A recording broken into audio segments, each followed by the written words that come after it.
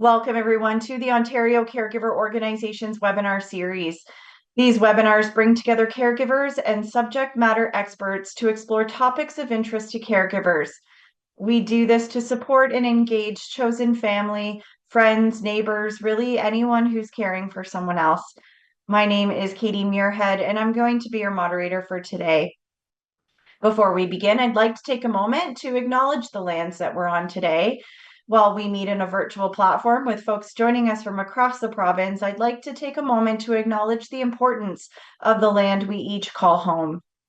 I'm joining you from the city of St. Catharines in the Niagara region, which is the traditional territory of the Haudenosaunee and Anishinaabe peoples. This territory is covered by the Upper Canada Treaties and is within the land protected by the Dish with One Spoon Wampum Agreement.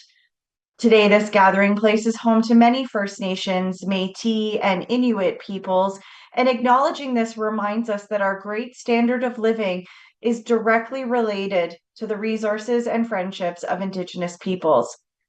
If you'd like to learn more about the lands you're joining from, you can find out more at native-land.ca. Our webinar today is called Nourishing Care, the Role of Nutrition in Caregiving. Providing good nutrition as a caregiver can be a significant challenge. Balancing your own dietary needs with those of the person you're caring for can become increasingly difficult as we age. In today's presentation, we're going to explore the importance of nutrition and aging in both home and congregate care settings, how mealtimes can serve as relationship building experiences rather than just another thing on the to-do list, common eating challenges and effective strategies to support those in your care, and the impact of your care recipients' food changes on your own nutrition. So joining us today is Heather Keller, a professor in the Department of Kinesiology and Health Sciences at the University of Waterloo. Her research focuses on enhancing food and fluid intake, as well as the overall mealtime experience for older adults. Professor Keller's work covers the entire healthcare continuum, from screening for nutritional risk in the community to supporting older adults living with dementia and their caregivers. She emphasizes improving nutrition and using shared meals to foster continuity and connection. Welcome, Heather. Thanks very much, Katie, for that kind introduction. So as Katie indicated, there's quite a bit of information in today's session. And so you are going to be getting the handouts in terms of slides. So don't worry when you see lots and lots of details. I'd also like to just acknowledge that the Schlegel UW Research Institute for Aging and the University of Waterloo are on the traditional territory of the Attawandaron, Anishinaabe, and Haudenosaunee peoples. We're situated on the Haldimand Tract, the land promised to the Six Nations that includes 6 miles on each side of the Grand River. So as indicated in the advertisement for this webinar session, we have these outcomes. So we're going to cover the importance of nutrition and aging in both home and congregate care settings, how mealtimes can serve as relationship building experiences rather than just a mere task, common eating challenges and effective strategies to support those in your care, and the impact of your care recipients' food changes on your nutrition as well. So first I want to talk about the importance of a high quality diet. So this is for caregivers as well as the care recipient. No matter your age, your life stage, or health conditions, a high quality nutrient dense diet will support your overall health and well-being. So what do I mean by a nutrient dense diet? We'll get into that in just a moment, but it's important because every body system continually needs nutrients all day long, right? We know that our body functions depends on what we eat. So we're like a car that way. The gas is needed to make the car run. Our food, it makes our body run and all the systems within our body. What we eat is associated with a variety of chronic health diseases as well. We know that now. And we also know that many diseases such as diabetes, cardiovascular disease, and including even dementia are managed through diet. What we can eat can also help us recover from an illness or surgery. So it's really important to think about our nutrition when we go into hospital or when we're coming back home from hospital as well. So nutrient-dense diet is essentially a healthy diet, and it's healthy for our entire body, brain, the whole body, cardiovascular system, etc. So the same sorts of recommendations we have for heart health also work for brain health. So what is this high quality nutrient dense diet? Essentially, it means they're getting more vitamins and minerals and protein and fewer calories, added fats, sugars, and salt. So what that looks like is more whole foods versus processed foods or packaged foods. You want to follow Canada's Food Guide, which is on the right-hand side here, a sort of a diagram of this. Half your plate being fruits and vegetables, a quarter of your plate being whole grain foods, and a quarter of your plate being lean proteins and plant-based and animal-based proteins. So you can use food labels to help get a sense of what is nutrient dense. So for example, you'll see on the right-hand side here a typical food label that's on a product. You can see things like calories, fat, cholesterol, sodium, carbohydrate, protein. Those are required to be on all food labels. Some food labels will have even more nutrition information than this, but these are the essential bits. What you want to look for is how many calories per serving, if you're trying to reduce calories specifically. Trying to promote protein, you would look at the protein amount, obviously, and look for choices that are higher in protein. And a way to get a sense of if a food has more or less of something, you can use the percentage here on the side as well. So 15% or more in that food means this is a high source, in this case of calcium, this product.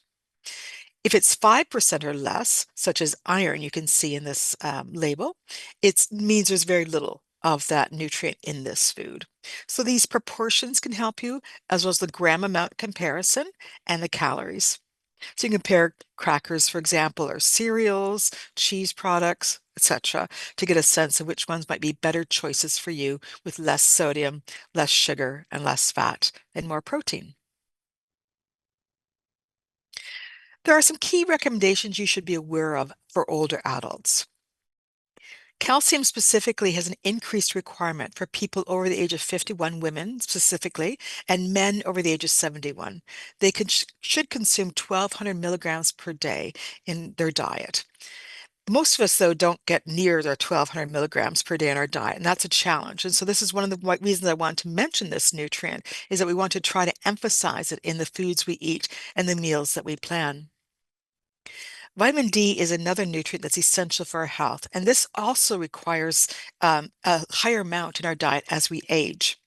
Under the age of 70 years, it's 600 international units per day, and over the age of 70 years, it's 800 international units per day. Again, it's often inadequate in our diet, and there's actually very few foods that have high vitamin D. They tend to be fish sources like cod liver oil. You might have remembered that when you were younger, salmon, etc. We do fortify foods as well with vitamin D, so that is another way we get our vitamin D intake. Health Canada recommends that all older adults over the age of 50 consume 400 international units per day in supplemental form. This is because vitamin D is so incredibly important to our health, and it's also so very hard to get in our diet. Another key nutrient I want to emphasize is B12. Although the recommendation for B12 doesn't change with age, it often is inadequate in our diet, inadequate in persons that are older because of less absorption. Sometimes we're taking medications that affect the acid in our stomach, which will affect the absorption of B12. So if you are taking a protein pump inhibitor like Nexium or things like that, check with your physician to get a B12 test done to make sure you don't have a B12 deficiency, because it often can happen with this group. I now want to switch from nutrients to foods because we eat food, right? We don't eat nutrients. The Mediterranean DASH Mind Diet, you might have heard of that. It's a combination of Mediterranean and DASH diets. Canada's Food Guide and the Brain Health Food Guide are all healthy diet patterns, and they're actually quite similar in many ways, and I'll show you that in just a moment. Research has shown that these diets, especially the Mediterranean diet, is associated with better health outcomes when we think about the brain, the heart, as well as cancer. Here are some common elements of things we should emphasize in our diet from these various diet patterns. So vegetables, having lots of vegetables in our diet. Leafy greens every day, kale, spinach, cabbage, that sort of thing. Fruit, again, several servings a day, and berries daily. That's specific to the Brain Health Food Guide. Whole grains, 7 grams or more a day, 7 or more servings a day. You might think, oh, that's a lot of food. I'll show you in a minute, a serving isn't as big as you think. Brown rice, bread from whole grains, cereals from whole grains. Low-fat dairy, 2 servings per day. Fermented dairy, yogurt, and kefir. Nuts and seeds, a small handful daily. Unsalted walnuts for brain health. And then fish, eggs, and poultry a few times per week. Legumes more often, more of a plant-based protein. And fats and oils, about 2 servings per day. So there's a lot of similarity between these diet patterns that are shown to be healthy. But you'll see there's some foods missing as well. We'll talk about that in a slide in a few moments. But first off, what do I mean by these portion sizes or serving sizes? We can see, for example, let's take fish. The palm of your hand is about 2.5 to 3 ounces. So this would be the portion you're looking for when it comes to a meat portion. Here we've got salmon as an example. Cereal, 1 serving of a grain, like a whole grain cereal, is just the size of your fist. So it actually isn't that big. Most of us eat way more than 1 serving at a sitting. Similarly, with leafy green vegetables, again, your fist, closed fist, is 1 serving of a salad. Okay. Frozen and canned vegetables, half of that. So you can see how you can get 5+ servings of fruits and vegetables a day and 7 grains, similarly, quite readily in our diet because of these portion sizes are actually not that large. Thinking about pasta, half a fist is the portion size you need, and most of us, I would think, would eat, 3 times that when we're eating a portion size. You might be asking, why is she talking about whole grains? Aren't most grains whole grains? Well, actually, they're not. You have to look carefully at the packages of bread, for example, and cereals and other grain products to see if they actually say these words. Does it say whole wheat flour rather than just wheat flour? Multigrain, enriched flour? None of those are actually whole grain. What they have to say is whole grain oats, whole grain rye, whole grain. So the key is the whole grain piece that needs to be shown in the label of the ingredient. You might also see this symbol that's on the right-hand side that also indicates the food is from a whole grain. So cornmeal, for example, is a whole grain. Oatmeal is a whole grain. But many brown breads or whole wheat breads are not whole grain breads. They're just whole wheat flour used in the product. So look carefully at the labels. So I promised to show you some of the things we should avoid or limit based on those diet patterns that we know to be healthy. So here we have things like red meat, fried foods, cheese less than once a day, potato chips, salty snacks, that sort of thing, and white bread. All of these are limited in those healthy diet patterns, including salt. Less than 1 teaspoon a day, basically, of salt in our diet. Again, these foods tend to be having either too much salt, too much fat, or not enough fiber and other nutrients that can support our health. So how do we get enough protein? Well, this is a key consideration again for older adults, in addition to calcium, vitamin D, and B12. Many older adults don't eat enough high quality protein to maintain their muscle and their function. We actually need more protein as we age, actually.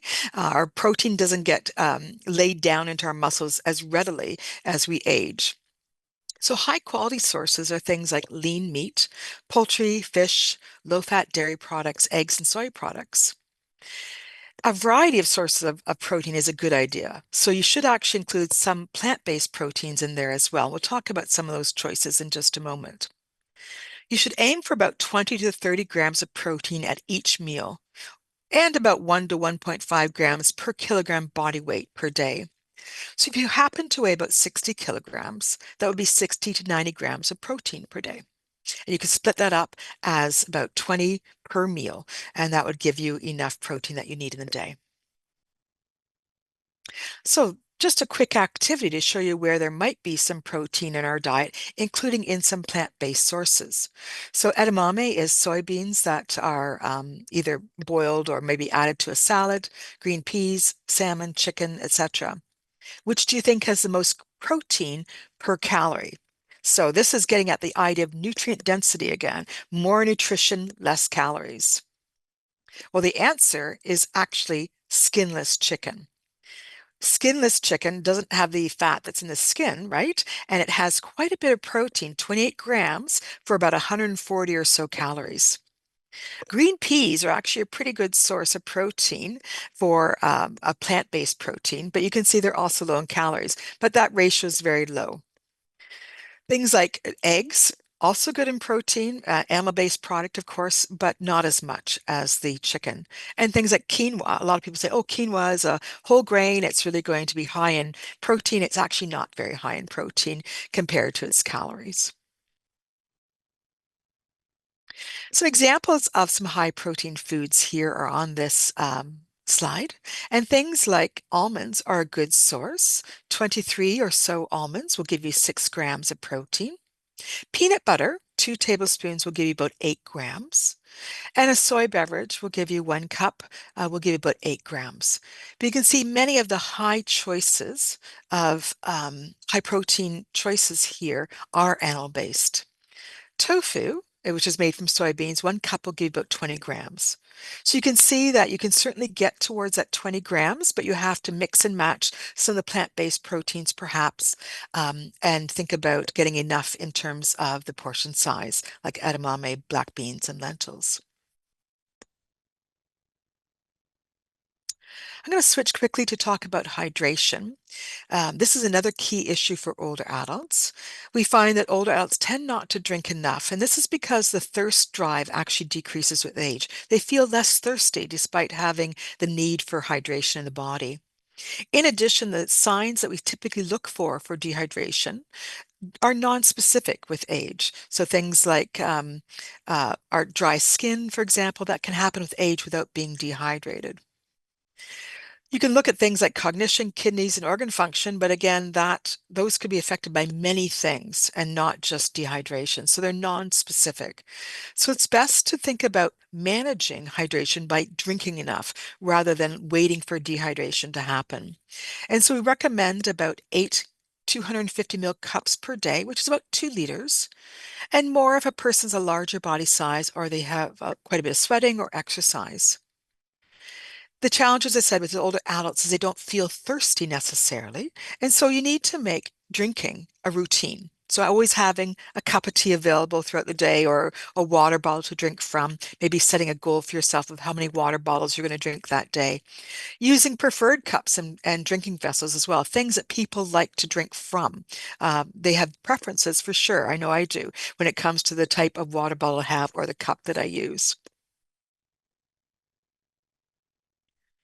When we think about micronutrient supplements, a lot of people ask me, should I take a supplement or not? Well, there really isn't a lot of evidence that supplements will support brain health or many of our other functions in our body if it's above what our recommendation is needed based on the Health Canada recommendations for us. So taking more than we need doesn't really have a benefit.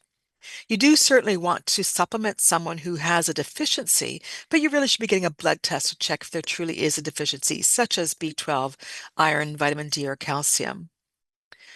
Individual micronutrient pills, like a single nutrient like magnesium, for example, they can reach toxic levels much more readily than a multivitamin. So if you do think about supplementing, start with a multivitamin if you think someone's intake is poor. But things like magnesium or vitamin D, individual nutrients in high amounts can actually be toxic to the body. I'm now going to switch to thinking about some of the challenges we see with caregiving. So many care recipients will have unintentional weight loss, and this is not healthy. Also, caregivers, they might have unintentional weight loss. That's not healthy. If you haven't been trying to change your weight and you lose weight, that's not a good thing. We know that chronically ill older adults have a poor response to stressors. And so when they go into hospital or have an acute illness, it's really harder for them to recover. And so this is where weight loss can be seen often as a result of that recovery. They might lose weight while in hospital and people think, oh, well, that's good. They've lost a bit of weight. They were heavy to begin with. But actually that weight loss is not positive because they're laying in bed and losing weight, potentially not eating enough. And that's at risk for malnutrition, which is not a good thing. We know that malnutrition, for example, will increase their likelihood of a longer hospital stay. Wounds are not going to heal as well as they should. Immunity is going to be poorer. And we know that people will end up potentially having falls or being unsteady, and cognition problems as well with poor nutrition and weight loss and inadequate food intake. So it's really important to watch for weight loss that's unintentionally happening, as it poses a significant risk to the individual, whether they be the caregiver or the care recipient.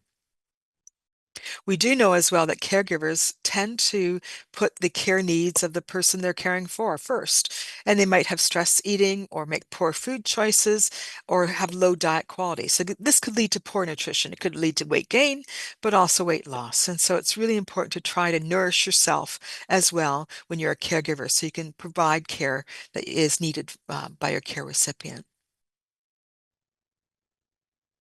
These are some of the consequences of poor nutrition or malnutrition. So we see weight loss happening, muscle loss, and then eventually functional impairment. We see things like pressure injuries happening, infections, delirium, falls, further cognitive impairment, fractures, hospitalization, and again, care partner burden. And overall, the person's health status and quality of life are impaired. So how do we try to maintain or gain weight if the person is losing weight? So you want to address the reasons why there is low food and fluid intake in the first place. Is it a poor appetite, for example? Is it challenges with eating? Monitor the weight and the food and fluid intake of yourself or the individual that you're caring for that might be losing weight. Focus in on those nutritious foods that are higher in calories, things like nuts and cheese and higher fat dairy products. Eat small amounts more frequently. Sometimes when people have a very poor appetite, a small amount snacking throughout the day can be a way to not feel as full quickly, perhaps, and eat sufficiently. Talk to your physician about getting a referral to a dietitian would be very helpful. And also, there might be some medications that are causing poor appetite, dryness in mouth that are causing low food intake. You can request an oral nutritional supplement to support food and fluid intake. These are supplements that can be either pudding form or usually they're liquid form, and they have more protein and calories and vitamins and minerals in them. So they can be added to the diet to support the person's nutrition.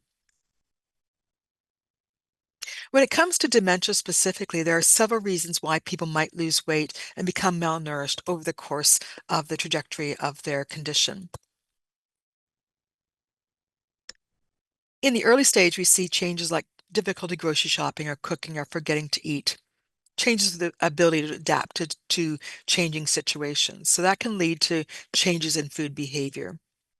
In the middle stages, we start to see eating challenges. This might be having challenges using fork and knife, not being sure exactly how to coordinate things. Also, we see preferences changing at this point in time. Sometimes people want to have foods they haven't had for years and years, or something they used to like, now they're saying they don't like.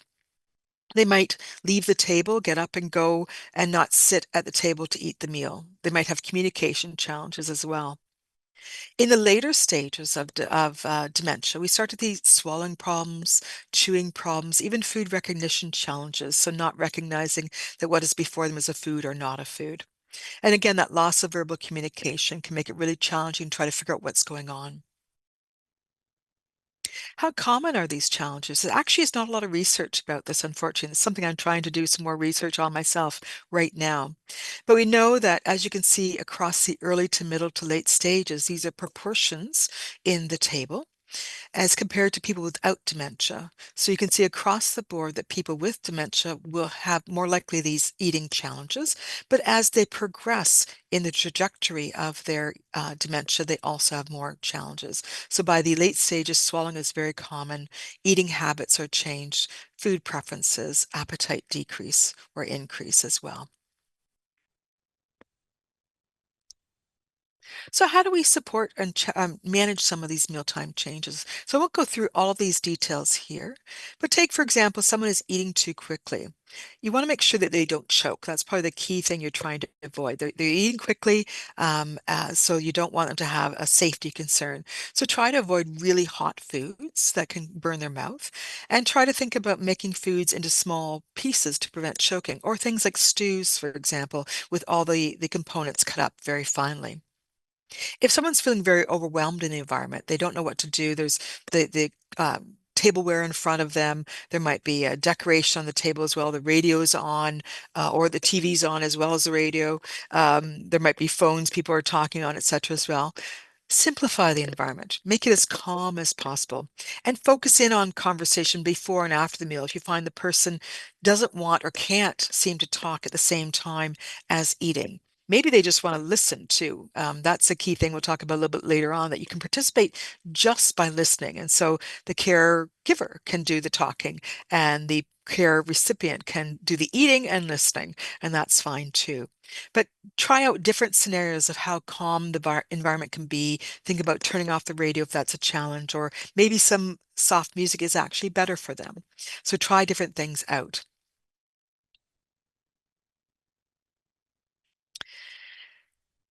Meal times can be a stressful time. And as Katie pointed out at the beginning, we're going to talk now about the relationship-centered side of meals and eating and why it's really important. And I know that this can be a challenging time. Either even doing grocery shopping, cooking, and eating together. They can all be challenging when you're the caregiver. You don't feel like you have enough time to cook, for example. When you go grocery shopping, it can be very distracting. So thinking about some of these tips here that might be helpful.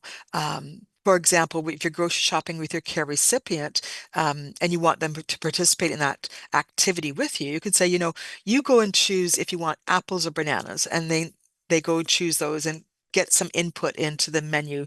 That would be helpful. They feel included then as well, and it takes some activity away from you with that grocery shopping. Thinking about cooking, you can make meals that go over several meals. So take, for example, you can make chicken breasts on a Sunday that you have in a sauce, but you might actually, before you put the sauce on, remove a few of those chicken breasts from the pan that have been cooked and freeze them for later use, or even put them in the fridge for the next day and make a salad out of them.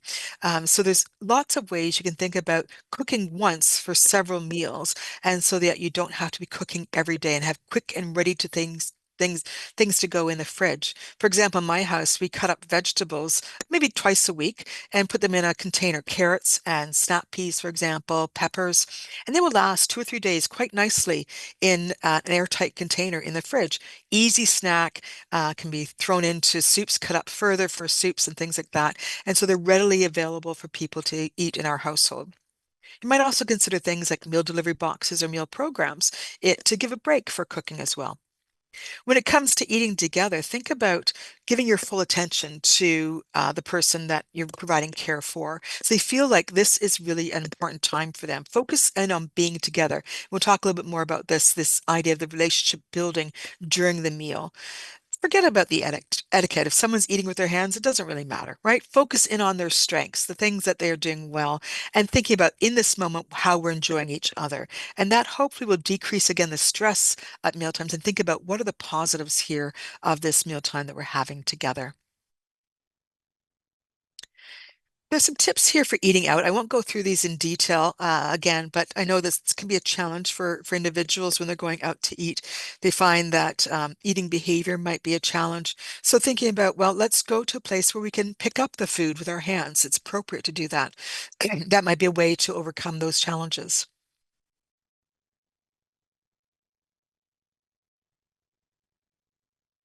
So we're going to talk a little bit more about specifically eating with someone with memory problems. But I think these comments that I'm making are for all caregiver, care recipient relationships, the importance of eating together and the relationship that develops from that.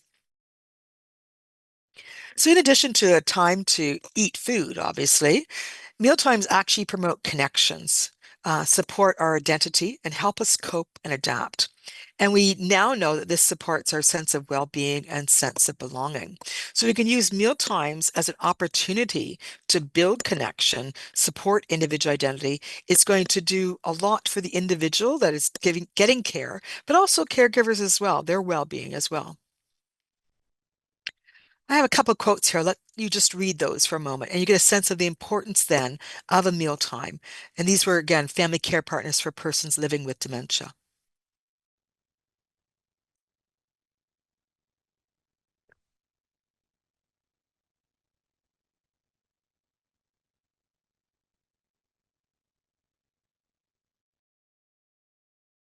So this came from a study I called Eating Together, where we had the opportunity to talk to 26 families over 6 years living with dementia. And they found that the mealtimes were really this opportune time in their day to build connection in and keep connection going.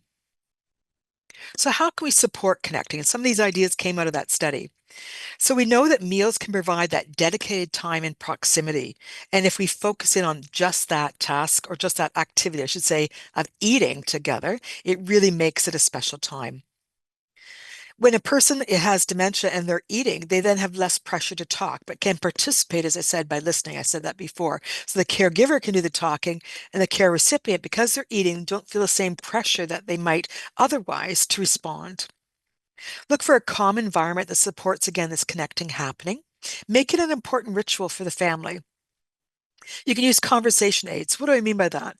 One of the families in our study, they had given for Christmas rather than gifts, they had written down on pieces of paper a funny story about the parent that had dementia. And they put that into a fishbowl, the wife and his and her husband who had dementia, into a fishbowl. And every lunchtime they would bring one of those out and reminisce about that. They would then use that as a time to think about that past experience that they had together and talk about it. You can also talk about the food. You can talk about your opinions or preferences. Gently redirect if a person's repetitive, especially if you're concerned when you're in a communal environment and they are saying the same things, to try to redirect them. Summarize key points in a group conversation as well. So, for example, the person is listening and they ask a question. You can actually summarize what the conversation has been like so they can feel like they can participate better in addressing their point. As well, before you go out to an event with other people, you can rehearse the names of people. So we're going to Sarah's house, and her husband is George, and they'll have their family there, and their family's names are this, this, this. So it gives a sense of where we're going, who we're going to be with, and who's going to be there, and who we can speak to. Another couple of quotes for you to just read over.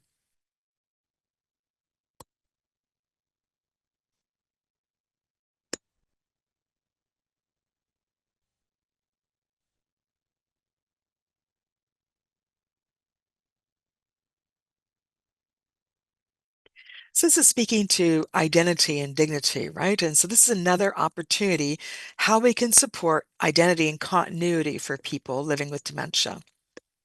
So recognizing that people find mealtime tasks as meaningful, right? The one quote there was a woman who cooking for her family was a very important role for herself. So how can we support that cooking together? It might be having a group cooking event so that then the food is made for the week and she has it all ready to eat at her own home, something like that. We could also think about breaking down the mealtime tasks. So someone needs to wash the vegetables, someone needs to cut the vegetables, someone needs to stir the pot. All these different activities that are part of making a meal, everybody can participate in some level. Focus in on things that are a bit more repetitive, like stirring a pot, for example, that helps a person with dementia. They don't have to switch between activities. Share tasks and be flexible in the moment. So if yesterday the person was interested in cutting the vegetables and did a really good job with that, but today they're feeling hesitant, don't worry about it.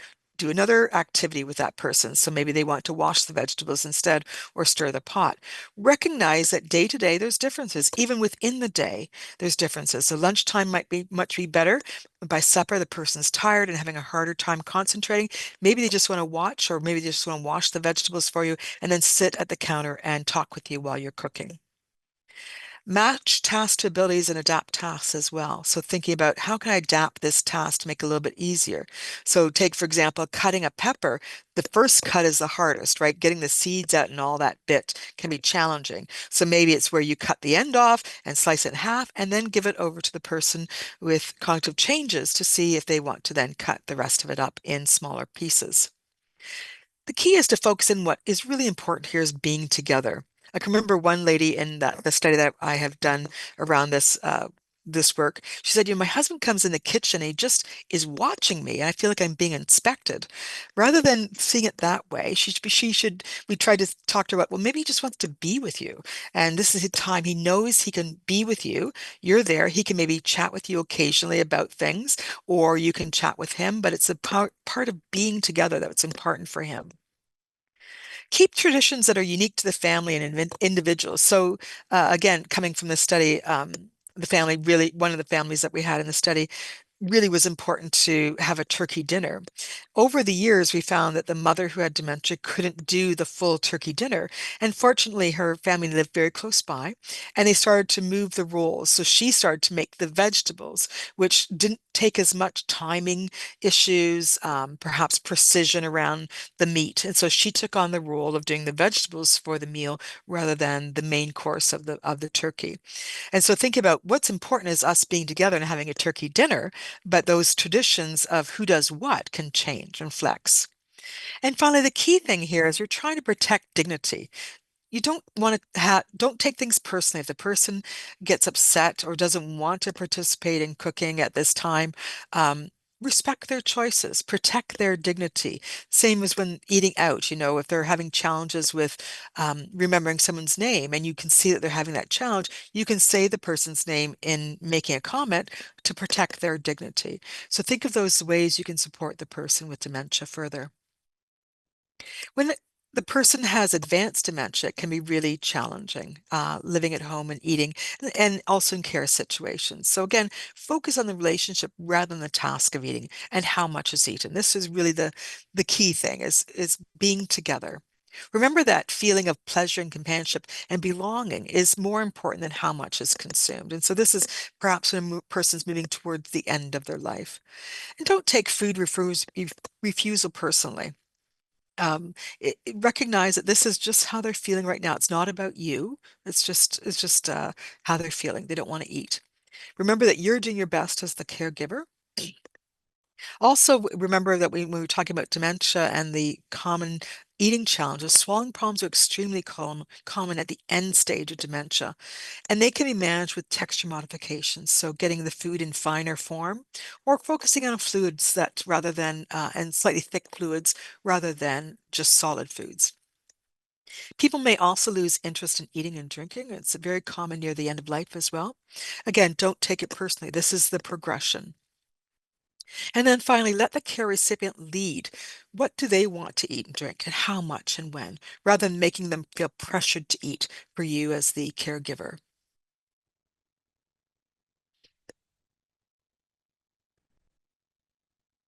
So I know we're getting a bit short on time, so I'm just going to not go through this in detail and leave this for a slide for you for future use. But if you are having any challenges with the person having uh, chewing and swallowing problems around foods, key is to try to get a referral to see a speech language pathologist or a dietitian who specializes in swallowing changes. That's very important. But these are some general guidance here for that can help the chewing and swallowing activity. There are some places that you can learn a bit more, and I know that you'll be sent a variety of links to some of these resources as well. I've been part of some research here at the University of Waterloo, creating a variety of these fact sheets and documents, and we've got links we'll be sending out to you after this webinar. So I want to remind you to consult a registered dietitian if you do have weight loss, if there's poor appetite, eating challenges, especially swallowing problems. And you can find a dietitian through a service on Dietitian Canada. It's a Find a Dietitian link that allows you to find people in your city and region.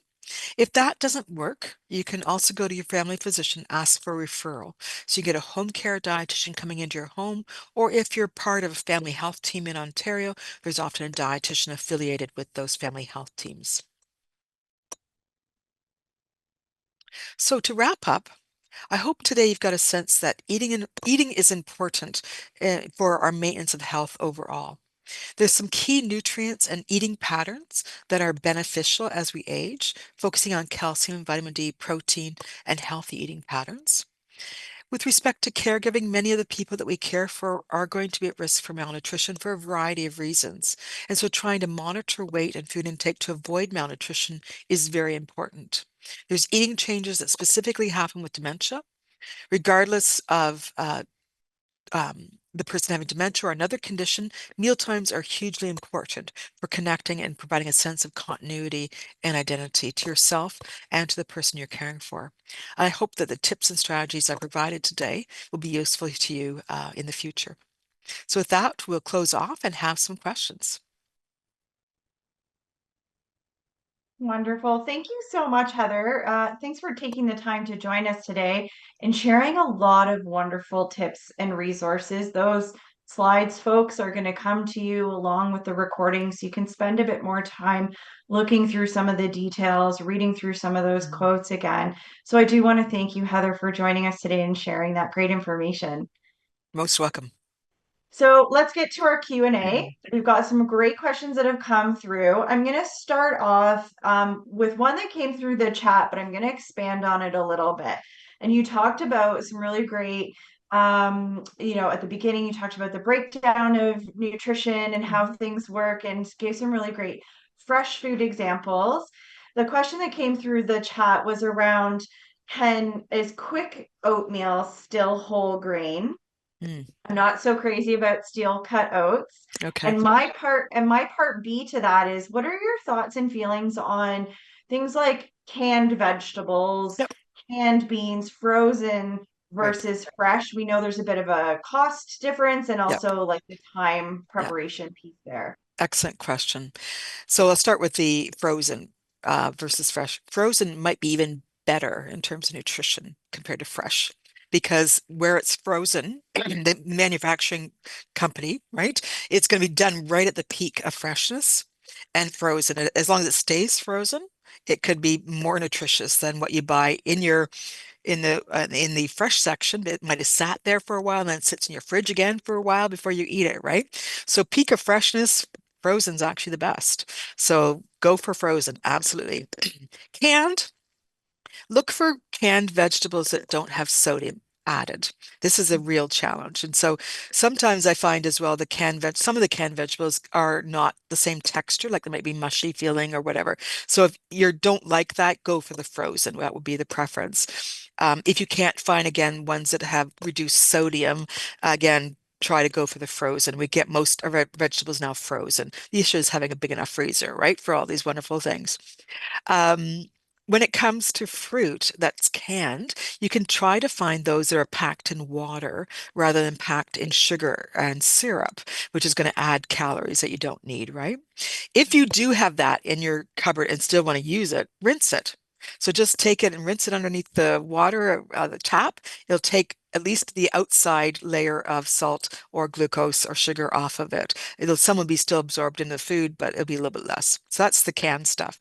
And then the other question was around, oh, The quick yeah, oats quick oats. versus the steel cut. Yeah. So I'm pretty sure if there's ordinary like in a container or the bag and it's quick oats, it's still whole grain. They've done is they just actually pre-processed it for you. Same with steel cut. They've basically and large flake. It's all whole grain. It's just been processed a bit by cutting it to make it easier to cook and faster to cook. Okay. So it's all whole grain. Where I would avoid is those packaged ones with the added sugar and the spices because they're going to get too much sugar in there. Yeah, great tips. Thank you. Some really lovely questions coming through. I'm going to try to bundle some of them together for time reasons. Mm. And also, folks, we might not be able to get to some of the really personal ones. Those might be best responded to from your family doctor, dietitian, based Yeah. on your individual needs. What about picky people? We've got folks that are picky eaters. Yeah. Either they've been eating this way for 50 years, or Yep. maybe because of their cognitive changes, Yep. they want their cornflakes and bacon, they want Yeah. their sweets and candies. I've Yeah. lived 90 years. I Yep. deserve this. I'm going Yep. to do it. Do you Yeah. have any strategies for folks Yeah. I, navigating the picky folks? yeah. And so I think the key is uh, make food available, variety of food available. So I'll give you an anecdote. My husband hated kale. And I just kept offering it and offering it and offering it. And now 2 years later, he eats it no problem. So it's the offering it. And so I think the key is provide the foods the person wants as well. Like if they always want bacon, for example, at breakfast, you might say, can I try a turkey bacon and see what you think of it rather than a pork-based bacon, less sodium, less fat, that sort of thing, and try to switch it out. But I would offer the food and then offer some alternatives around it as well. So it's like, you know, bacon and eggs for breakfast. But then you might have on the side, you might have, well, yeah, I actually have some berries here too with yogurt. I'm going to have that. But you can have the bacon and cheese. And you might find people then start to try it again, or try something new because they're being exposed to it. Oh, I'm getting a bit of feedback. I don't know if that's you or just me. Okay. That's what I would do is exposure. The more exposure you have. Then the other thing is, well, it's better than eating nothing, quite frankly, right? So if someone is always wanting this item, like peanut butter, every lunch they have peanut butter sandwich and you're bored to death with that as the caregiver. It's like, well, at least they're getting something. Let's make sure there's a glass of milk with it or maybe some yogurt on the side. And we have a complete, Candace Food Guide meal there. We've got the whole grain bread, we got the peanut butter, the lean protein, and some fruits and vegetables, right? So I think you go with those, what we call food jags. And sometimes they wane away on their own, and sometimes they don't. So just try to keep offering other options, and you, as the person eating with them, eat those other options, and sometimes they take that on. Yeah. Yeah, it's like modeling healthy Yeah. food eating. And Yeah. I'll say, as a caregiver, sometimes I don't want to eat the healthy things Yeah. either, but we have to find that balance and model that behavior for the folks around us. And it's not easy, but I No. think those are some really great Well, and suggestions.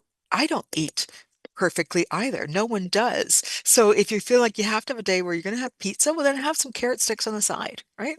Do the best with what you got. And sometimes you do go for the pizza or whatever it is, and don't blame yourself for that. We all eat because we like food, right? So And so enjoy it. Yeah. yeah, and there's going to be days as caregivers where Yeah. we just are really busy and we need to eat off the side of plates or Yeah. grab that quick thing. But it's about thinking about that bigger Yeah. balance and how can we sneak in the good stuff along the way. Yeah, and having it available is the key thing, right, in your fridge. Like I talked about with the fruits and vegetables or berries, have them pre-washed in the fridge. They'll last a couple days, no big deal.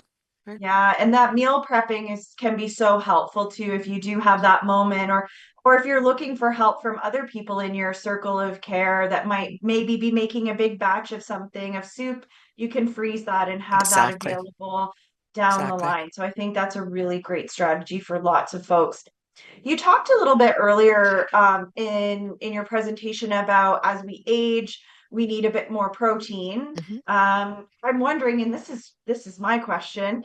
I'm wondering if there are any gender differences in nutrition as we age. If there are Mm. things you talked a bit about vitamins and supplements and nutrition pieces, Hmm. are there things that women require more or less of than men, or is it pretty similar? Well, the key one is calcium. And so women over the age of 50 need more calcium, and not until men are over 71 do they need the same amount of calcium. So that's the key nutrient. Protein, though, it's the same. Pretty much. Yeah, we tend to not have any gender differences with respect to protein and other micronutrients. They're very, very similar. If there are differences, it's often women might be a little bit less because of body size. Some of the minerals, for example, might be a little bit less. Right, right. Thank you. That's helpful to know. Do you have any thoughts on meal replacement shakes? We see Mm, that a lot in older adult communities, mhm. long-term care spaces where maybe there's a bit more, Yeah, rigidity around what they're eating or for right. swallowing reasons in that. Are there any insights that you can share around Sure. that? Certainly, these supplements can be very helpful, especially when someone has a very poor appetite and they're not eating well and they might be losing weight or malnourished. So they often are dense in terms of calories and protein. Some are very dense, and so even a small amount will give a real punch of protein and energy or calories. So that's a good thing, right? The challenge is it's not real food, right? So there's things missing from them that will never be able to be in them. So fiber and phytates and antioxidants and things that we don't even label as vitamins and minerals, right, are in food. And so it's really meant to be a supplement rather than a replacement. And it should be relatively short term, would be my view. But sometimes people have to be on it longer term because their appetite is just so poor. And so there's a place definitely for these supplements in people's lives.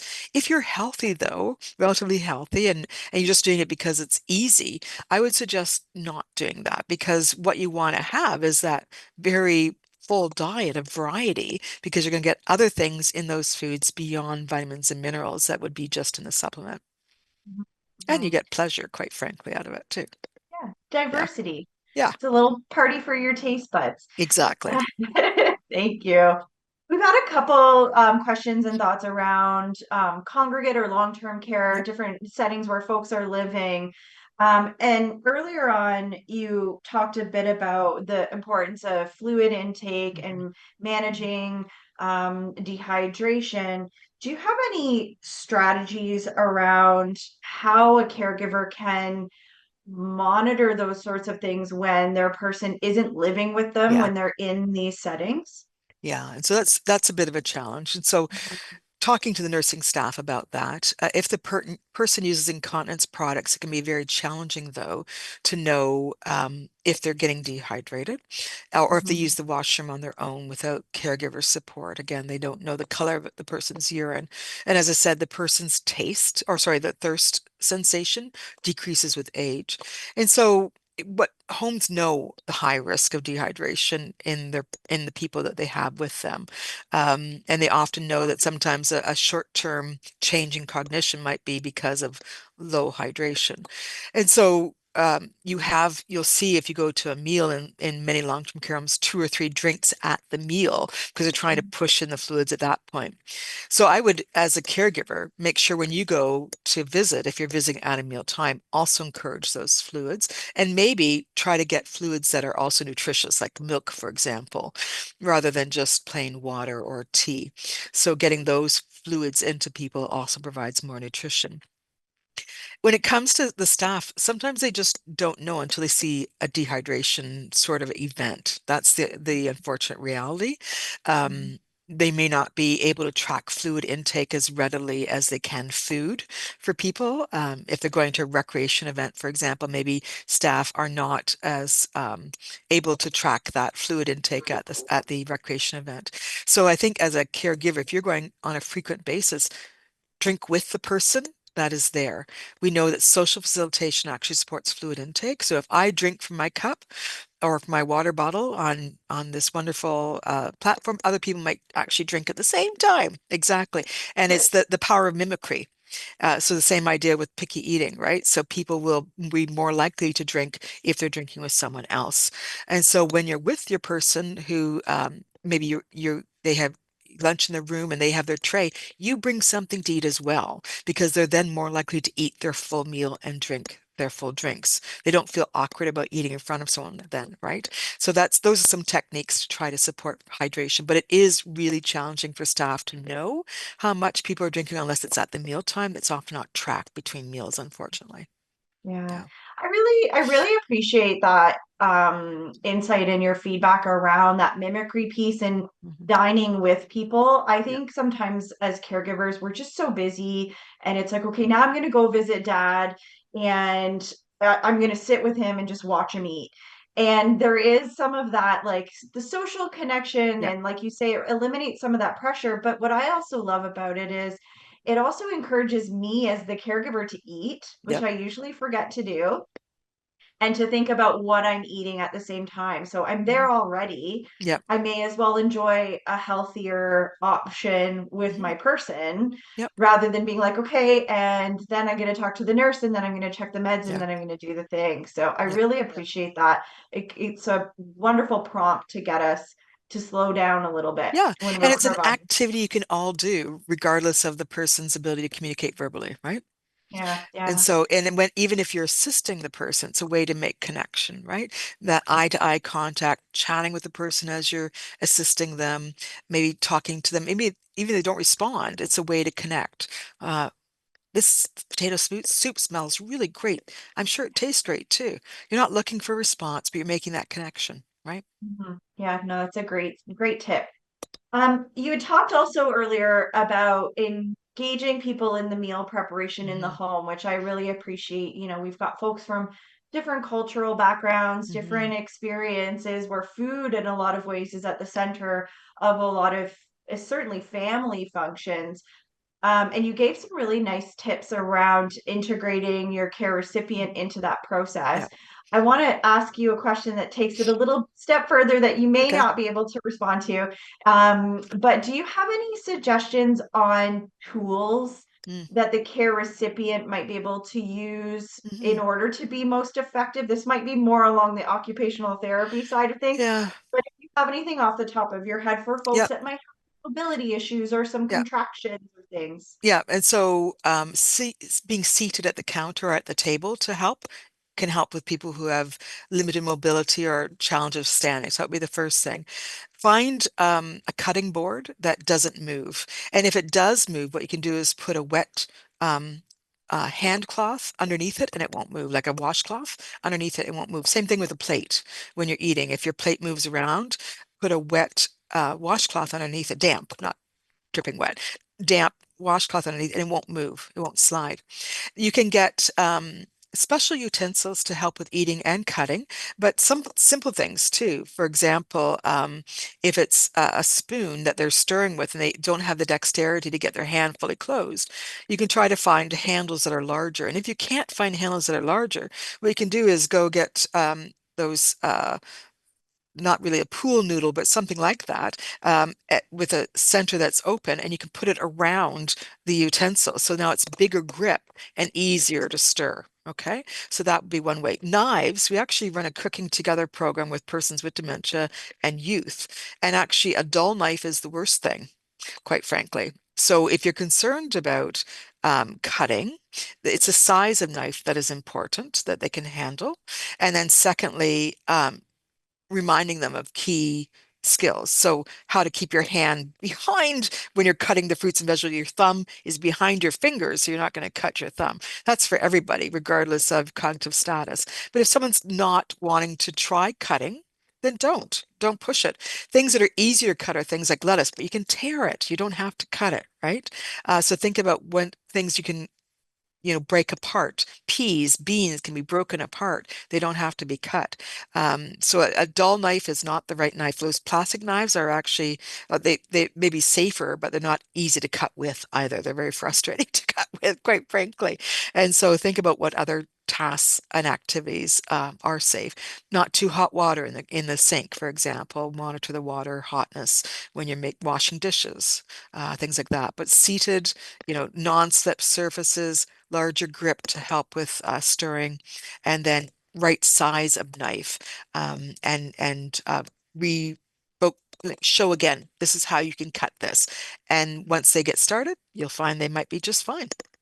Yeah, great tips. Yeah. Hardware stores, folks. There's some really fun Yeah. things in there that you can use to Yeah, it's like the modify your. tubing that you put around round pipes, actually. Yeah, that Yeah, you can use. Yeah. It's yeah, yeah. styrofoam or plastic. Yeah. Yeah, those are wonderful tips, and it takes us pretty much to the end of our talk today. So I Mm, do want to thank everybody for your great questions. And if we didn't get to those, they may be things that you want to chat with your family physician, or as Heather mentioned earlier, there'll be resources shared about how to connect with a dietitian yeah. that can connect you to resources specific to your family and your questions. But I do, Heather, I want to thank you again for You're most coming welcome. today. This was such a helpful practical webinar giving folks really lovely tips and strategies on how to maintain their health and well-being and their care recipients' health and well-being. So thank you again so much for taking some time to join us today. You're most welcome. Take care, everyone.